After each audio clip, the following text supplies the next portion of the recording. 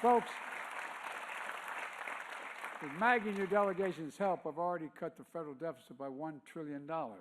Signed a bipartisan budget deal to cut another $1 trillion over the next decade, if they stick with the deal.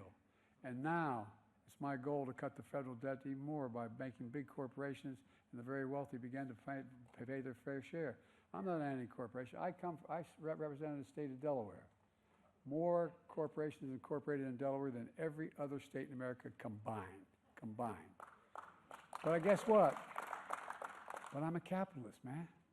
Make all the money you want. Just begin to pay your fair share of taxes.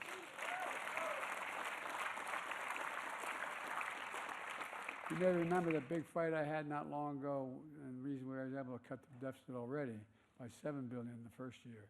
And that was because we found out that we wanted to make sure that there were 50 corporations that made $40 billion in 2021.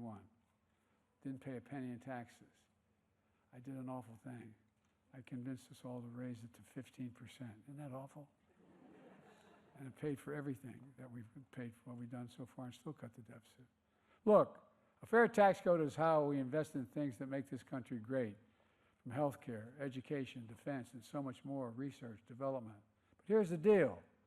The last administration enacted a $2 trillion tax cut. $2 trillion tax cut that benefits the very wealthy in the top 1%, the biggest corporations, and exploded the federal deficit. Last administration added more to the national debt than any presidential term in American history. Debt. Not, you turn on TV and you think he's telling the truth. Debt. Does anybody here think the tax code is fair? Raise your hand. Well, I don't think so either. I think if I don't want to get in trouble with the press, but I bet they wouldn't even raise their hands.